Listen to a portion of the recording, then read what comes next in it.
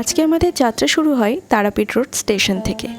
গন্তব্যস্থল ছিল বোলপুর শান্তিনিকেতনের কাছে ছোট্ট একটা জায়গা খোয়াই, যেখানে সোনাঝুরির হাট বসে।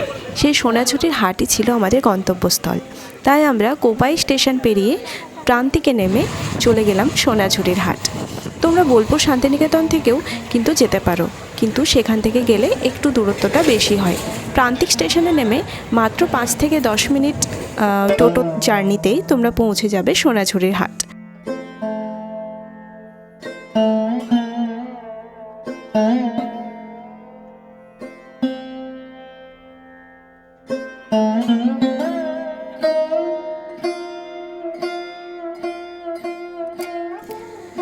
পৌঁছে গেছি প্রান্তিক স্টেশনে, আর লাইনটা ক্রস করে আমরা টোটোগুলো পেয়ে যাব। টোটোতে চেপে মাত্র 5 থেকে 7 মিনিটের মধ্যেই আমরা পৌঁছে যাব সোনাঝুরির হাটে।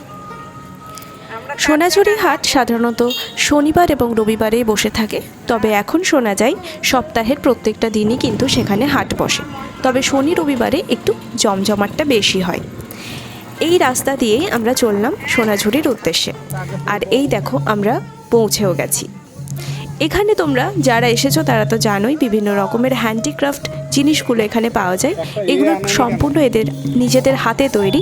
এখানে তোমরা বিভিন্ন রকমের জামা কাপড় পেয়ে যাবে, চাদর পেয়ে যাবে, শাড়ি, কুর্তি, পাঞ্জাবি, এছাড়াও জ্যাকেট, স্ট্রগ, বিভিন্ন ধরনের স্টোল এগুলো পেয়ে যাবে। এছাড়াও তোমরা পেয়ে যাবে বিভিন্ন রকমের গয়নাগাটি, মেয়েরা যেগুলো পরতে খুবই ভালোবাসে, যেমন বাঁশের জুয়েলারি, বেতের জুয়েলারি।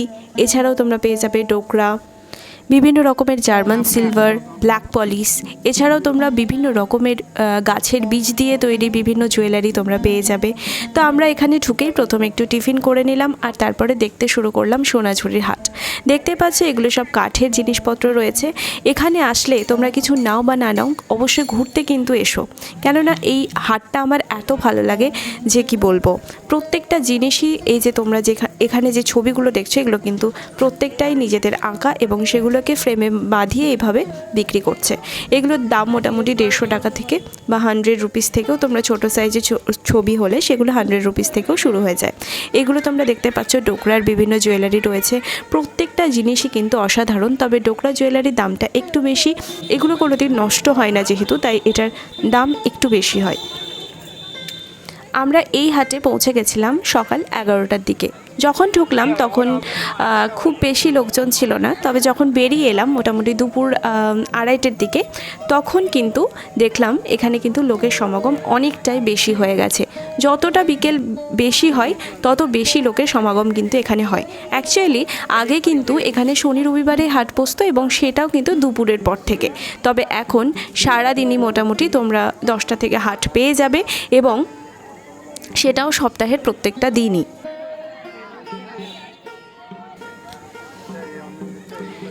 এখানে প্রত্যেকটা জিনিসই দেখে মনে হয় নিয়ে নেব, তবে সব জিনিস নিয়ে নেওয়া তো সম্ভব নয়, আর অবশ্যই বার্গেনিং করে কিন্তু নেবে। যে দাম বলছে সেটা থেকে অনেকটাই কিন্তু কম দামে এখানে জিনিস পাওয়া যায়। আর আমিও এখানে গিয়ে এবার প্রচুর বাজার করেছি, আর মা মাসি ওরাও কিন্তু প্রচুর বাজার করেছে।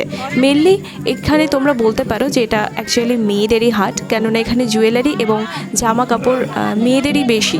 তো অবশ্যই মেয়েরা যারা রয়েছে তারা অবশ্যই একবার এই হাটে ঘুরে এসো। দেখতে পাচ্ছি এগুলো প্রত্যেকটাই কিন্তু হ্যান্ডমেড জুয়েলারি, আর প্রত্যেকটা জিনিসই কিন্তু খুব সুন্দর। তো এইগুলো যেহেতু আমি বানাই, তো আমি এই হ্যান্ডমেড জুয়েলারিগুলো একটাও নিইনি। আমার যেটার ওপর লোভ ছিল সেটা হচ্ছে বাঁশের জুয়েলারি, তাই আমি অনেকগুলো বাঁশের জুয়েলারি নিয়ে এসেছি। আর এবারে দেখলাম ডোকরারও কিন্তু কালেকশন অনেক বেশি হয়েছে, তো পরের বার যদি আবার যাই তখন ভেবেছি ডোকরার কিছু কালেকশন কিনবো। কলকাতাতে যারা থাকো তারাও কিন্তু খুব ইজিলি এই সোনাঝুরির হাটে ভিজিট করতে পারো।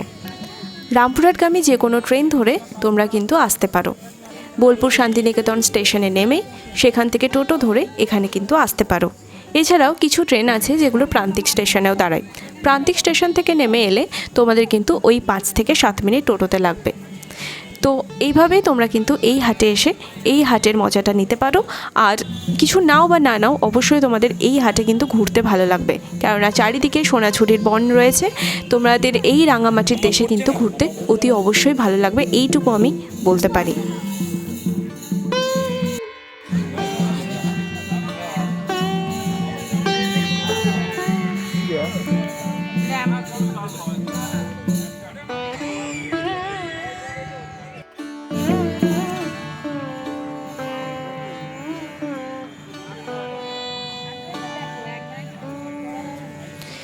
সোনাঝুরি হাট থেকে ঠিক কী কী কিনলাম তার নেক্সট ভিডিওতে দেওয়ার চেষ্টা করব। অনেক কিছু বাজার করেছি আর সবটাই তোমাদের সাথে শেয়ার করার চেষ্টা করব।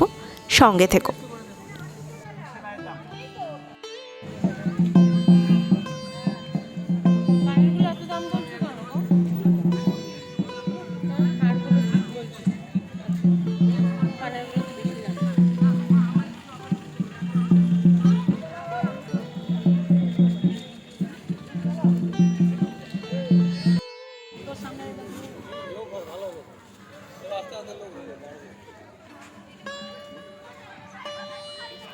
কটা লোক দেখেছিল আর এখন কত লোক দেখো।